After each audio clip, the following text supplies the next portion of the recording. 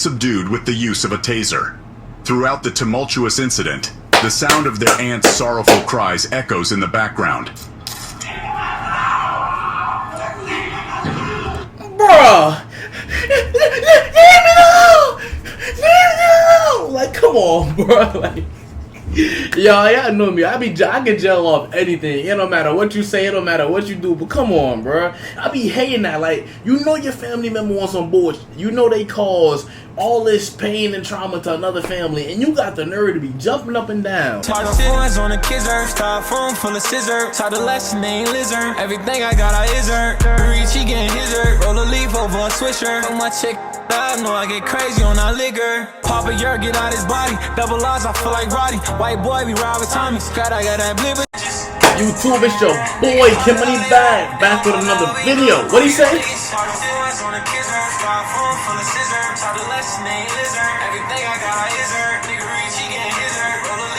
Damn! Yo, that's one of my favorite new artists, man. Shout out to Heartbreak.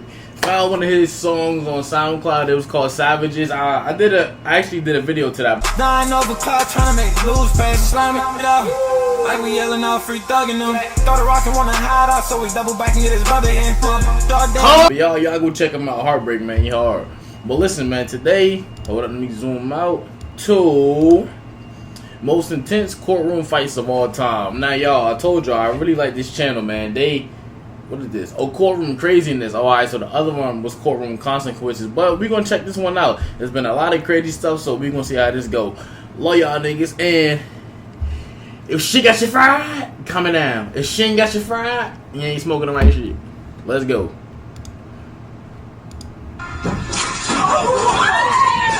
Oh, get it poppin'!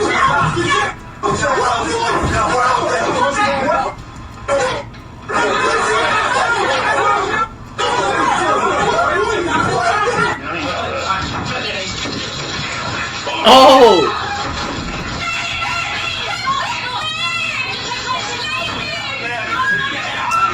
Bro, that little ass fade. Yo, look, y'all see his cut? He got the motherfucking, he got the motherfucking bowl cut. Look at this right here.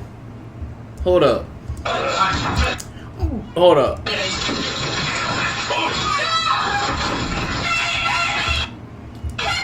Bruh. It was ugly as hell swinging. Get off me, bro.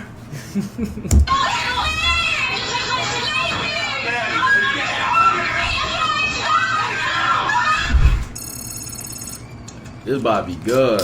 Good evening. 9 News has obtained extraordinary vision the moment a drug-fueled prisoner scaled the dock at the Christie's Beach Magistrates Court, taking on 2 guards and a police officer. This is Daniel Nicholson, a man in his 30s who happens to be a father of 4. Unfortunately, he found himself in a troublesome situation as he was accused of possessing weapons, setting a car on fire, and stealing a motorbike. What be wrong with y'all? Stealing possession, setting a car on fire, and you stole a bike. So you set the car on fire to take the bike. What? Bro, y'all be weird, bro. I don't get it. I just don't get it, bro. I don't get it. Like, why y'all sit up here and do the most? You stole possessions. You set the car on fire to take the bike. Don't stress me out today, y'all, please. Despite being released on bail while waiting for his trial, things took a dramatic turn for the worse.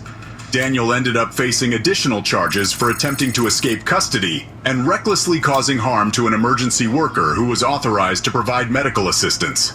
Due to Daniel's previous encounters with the law and a track record of misconduct, the magistrate eventually decided that he had had enough and revoked his bail. I revoke bail. I revoke bail.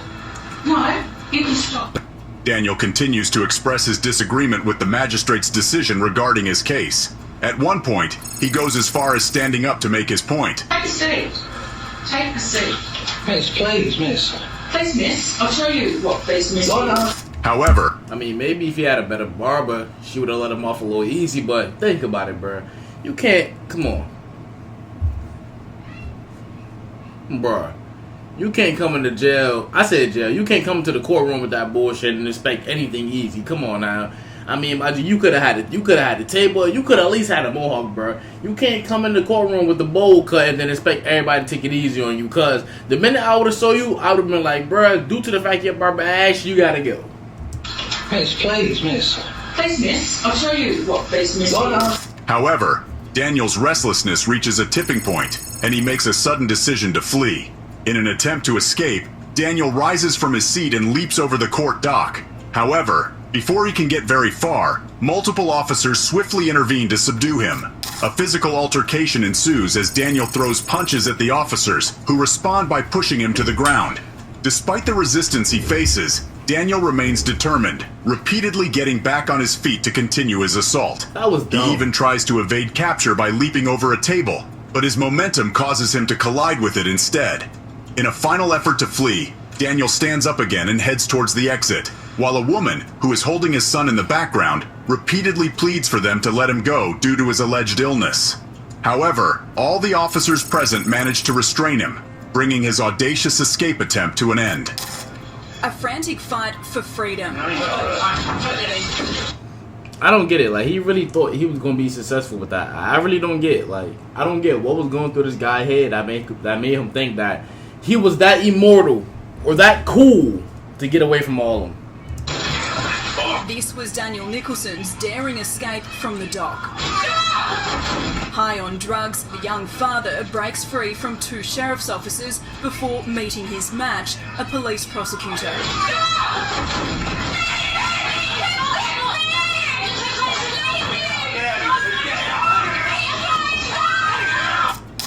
As a result of the violent escape attempt, one of the court officers ended up with a broken foot and had to wear a special protective boot for a period of 8 weeks.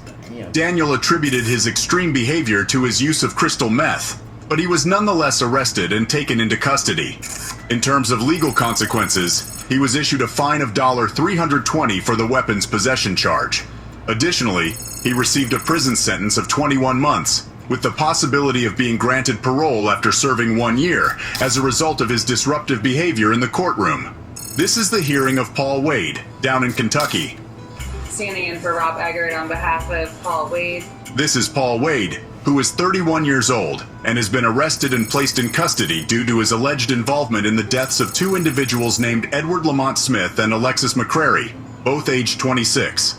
Specific details regarding the arrest are limited, but according to court documents, Paul is facing charges directly related to these homicides. As Paul's lawyer speaks to the judge during the hearing, faint murmurs can be heard from the families of the victims in the background. However, the disturbance caused by these murmurs quickly becomes disruptive to the ongoing court proceedings. To address the situation, a court officer promptly admonishes the families, urging them to maintain order in the courtroom. A little bit different. Mr. Eggert is The judge warns the families that they could be ejected from the courtroom due to their disruptive behavior.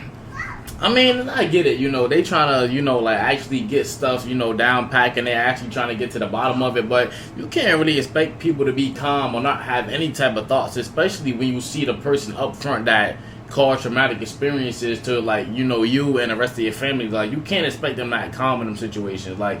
But like I said, like, I get the context, though, like, it's the courtroom, and they can't focus or they can't get certain things down, like, if it's going to cause more drama or be more intense. But it's, like, still, like, gotta kind of have that balance, Him with the little ass beard, like, causing all this trouble and all that, and, like I said, he the one who put them in that mindset, in that mode to feel some type of way, to feel that animosity. So you gotta kind of understand.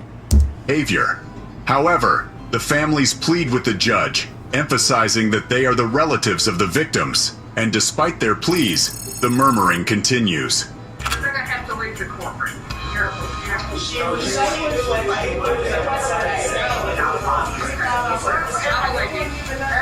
all family. Okay, you've got to not talk. Okay. No talking in the courtroom. Go ahead. Thank you, Honor. Everything is proceeding smoothly within the courtroom until the moment Paul exits. However, as he departs, he silently utters what appears to be the word B***chi towards the family sitting in the gallery. Instantly, Chaos erupts as members of the family leap over chairs and give chase to Paul. They continue their pursuit through the hallway, with one of the family members going as far as vaulting over the judge's dock to confront Paul. In the midst of the commotion, Paul accidentally strikes his head against a door before fleeing from the scene. Despite attempts by one family member to pacify the situation, their efforts prove ineffective. In response, court officers resort to using pepper spray on 2 individuals in the hallway. Subsequently, the courtroom doors are locked, and everyone is evacuated from the premises. Recognizing the pain experienced by the family, the judge endeavors to restore calm and order to the situation. Nah, they was ready to stand on business. You saw bruh hopped over that courtroom, courtroom seats 2.5.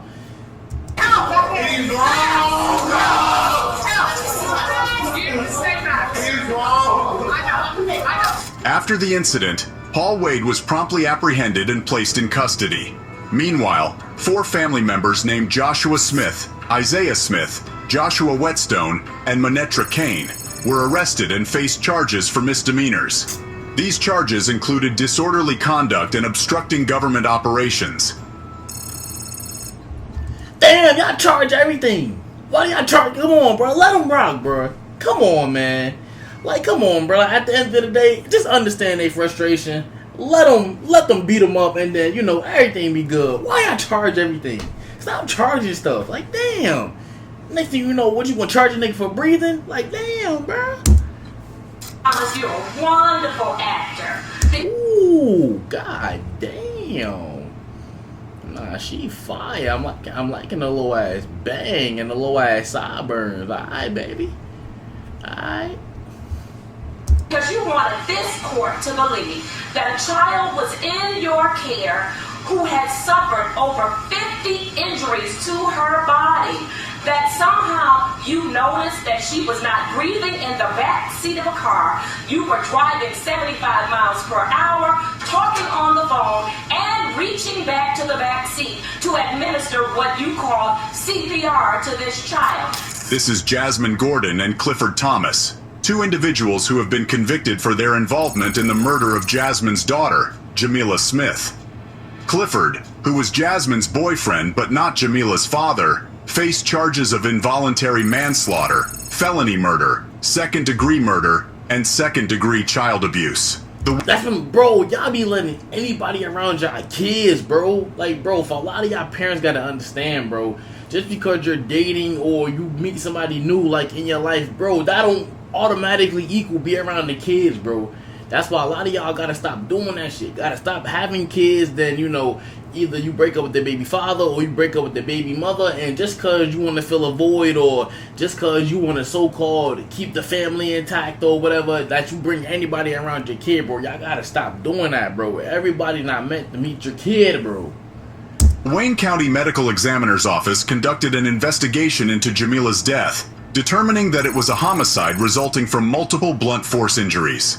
This tragic loss deeply impacted Jamila's family and the community at large. The medical examiner testified that the injury to the child's pancreas occurred approximately 7 days prior to her death. He indicated that the injuries that this child has sustained, she would have been in a lot of pain, and that her health and her ability to move around would have deteriorated greatly prior to her death. The circumstances surrounding the tragic death of young Jamila Smith were undoubtedly incredibly distressing, and it's understandable that anyone connected to her would have experienced immense pain. On the day when Jamila's father had the opportunity to deliver his impact statement, he made a truly profound and lasting impression.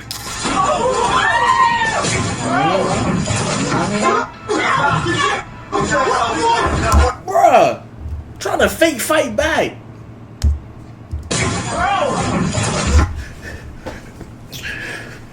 Come here, bruh. Bruh, come on, bruh. Trying to be cool. Trying to fake fight him back. Like, bruh, you on some bullshit. Hey, what's up, nigga? What's up, boy? What's up? Like, bruh, what's up, nigga? Like, bruh, I'm trying to be cool. Bruh, you on some bullshit.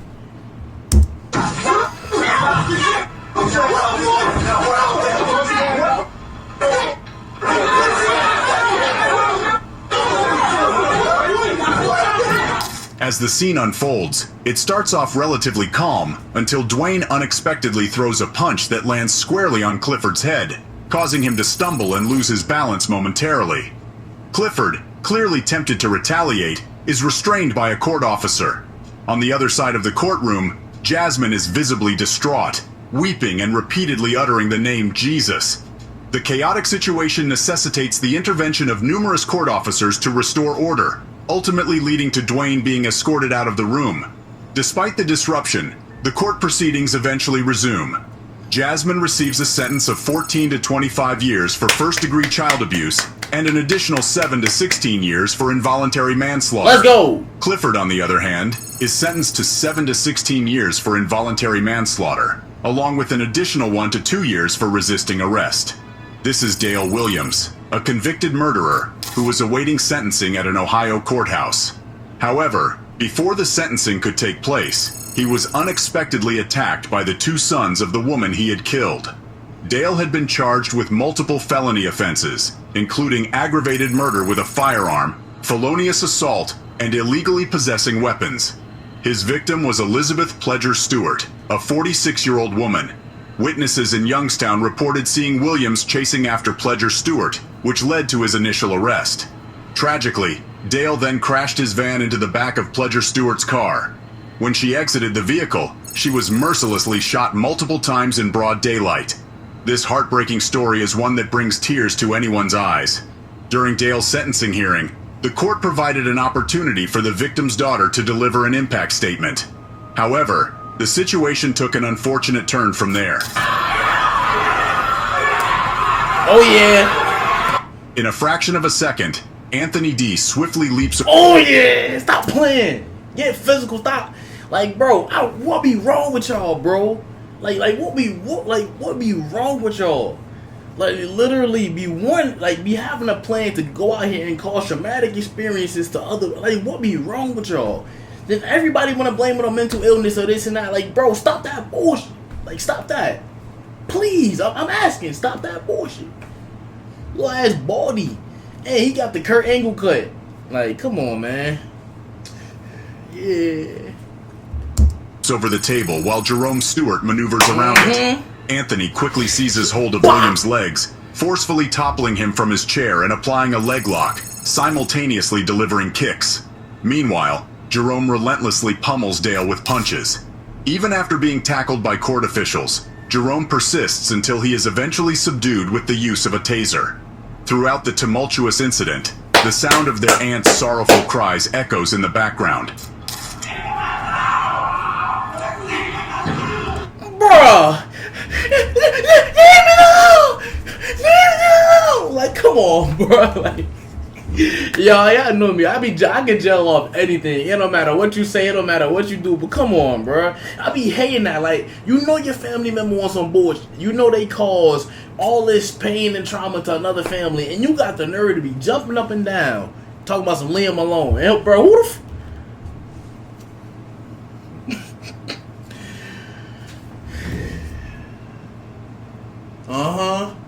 Bro, who the Y'all, who the fuck is this? Yeah, what you say? Like, bruh. Big ass I am enough to walk shirt. Was in the background.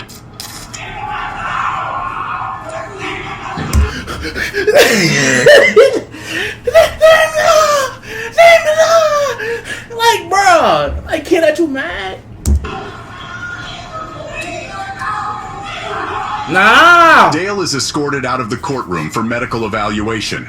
Subsequently, both brothers are arrested and removed from the court premises. Following the legal proceedings, Dale Williams is convicted of murder and handed a sentence of 23 years to life.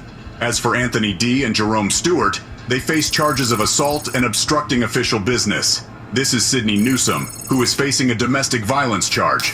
Sydney is visibly restrained with both shackles and handcuffs, indicating the gravity of the situation.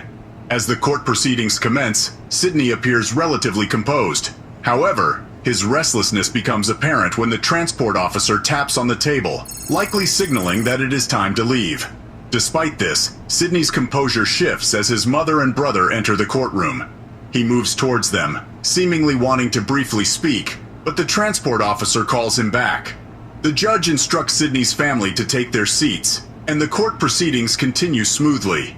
Sydney engages in signing some paperwork, which the judge collects. However, an unexpected outburst occurs as Sydney suddenly begins arguing with both the judge and the transport officer. He adamantly refuses to leave the court at that moment, while the officer attempts to escort him out. This provokes Sydney to the point of losing control. In his rage, he throws a stack of papers from the table directly at the judge.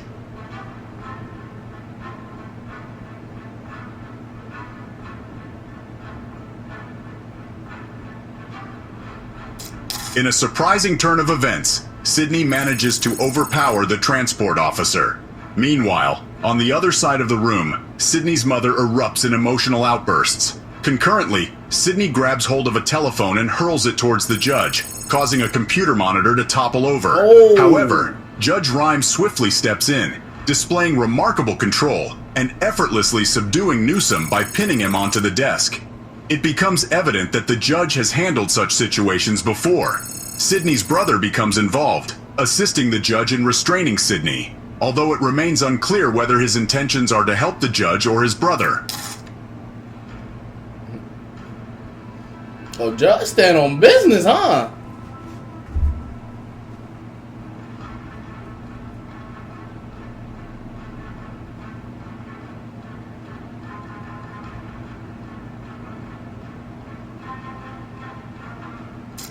The situation escalates into complete chaos until 4 additional transport officials rush in for assistance.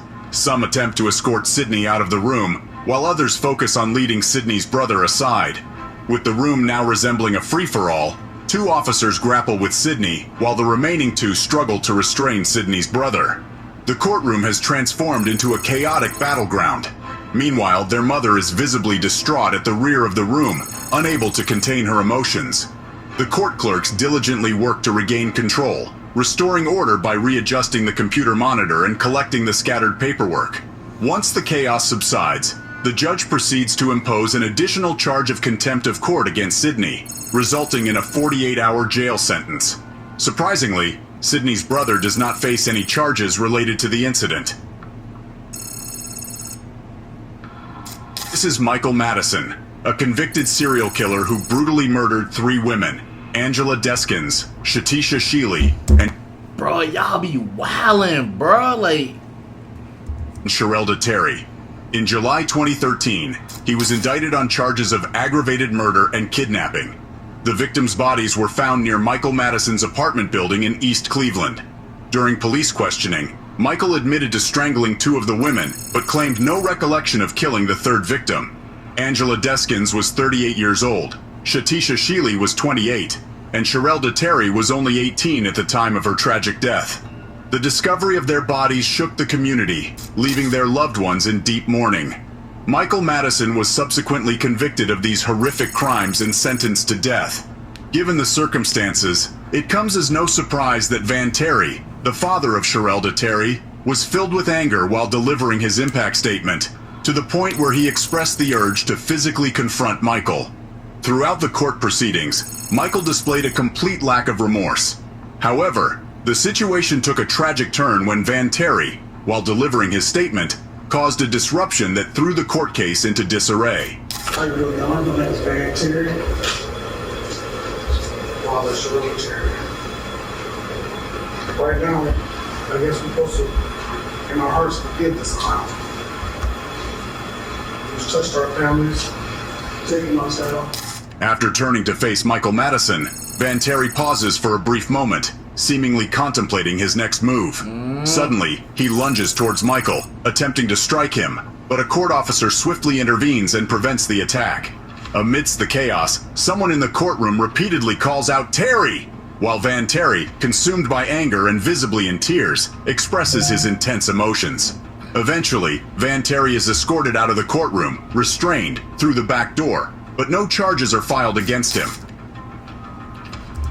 word, like I said, like for a lot of them that get charges and all that, I mean, I get the system and everything, but it's like, you gotta understand though, bro, like, these people who have genuinely like true love, compassion, and everything for their family really gotta face the fact that the person that they were just spending time with, sleeping with the day before, going out with all the time, and talked about doing all this stuff in life with each other is no longer here because, you get what I'm saying? Because somebody's mental illness or lack of control. So that shit go deep, bro. You get what I'm saying? And then having to sit face to face with that person in court, and this person is so far gone in the head that they look at the situation as funny, or they're laughing, or they looking at you like, man, just man up and take it. Like, hell no.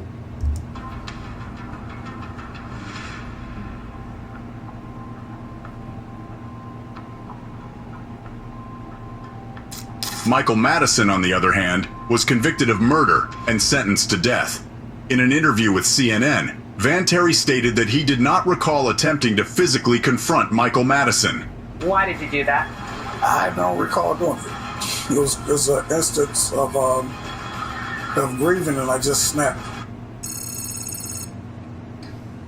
This is Tristan Lamoureux, who had already pleaded guilty to the murder of Misty Lamoureux, a 19-year-old, and faced additional charges of firearm possession and failing to stop for the police.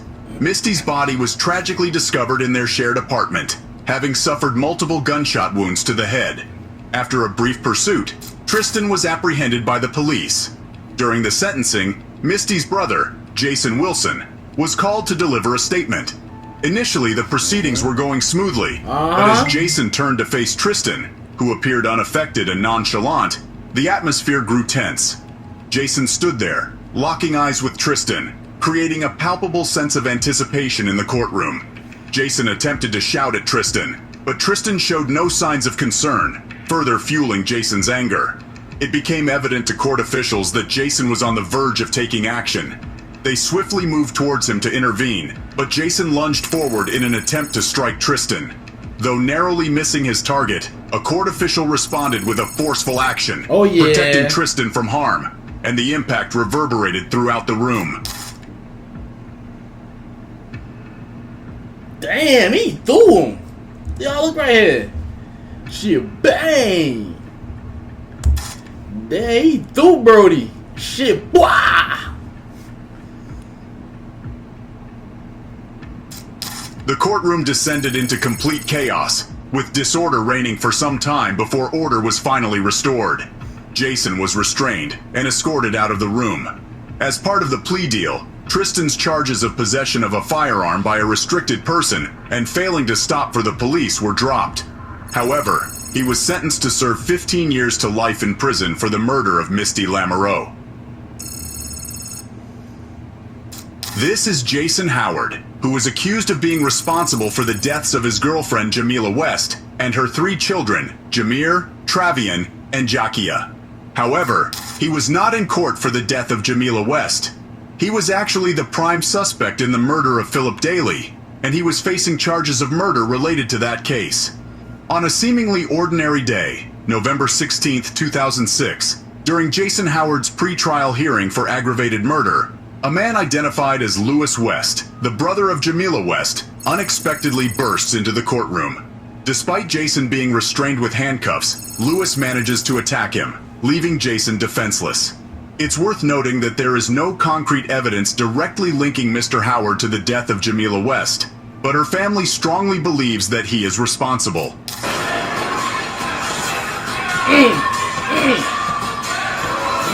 In a display of their anger, the West family resorts to physical violence to express themselves. Fortunately for Jason Howard, a reporter inside the courtroom intervenes by grabbing hold of his chain and pulling him back, preventing further harm. The court officer swiftly enters the scene and forcefully restrains Lewis West. However, this only resolves half of the problem, as another family member jumps over the divider and attacks Jason Howard. Complete chaos ensues, with people shouting, restraining others, and adding to the commotion. Thankfully, additional personnel arrive as backup, and a sergeant in the courtroom instructs everyone to calm down and take their seats. Lewis West and his cousins are subsequently arrested and charged with assault and contempt of court. The court sentences Jason to life imprisonment. However, Jason maintains his innocence, asserting that he did not kill Jamila. I mean, I was a protector and a provider for my family, but I wasn't there to protect them and die with them.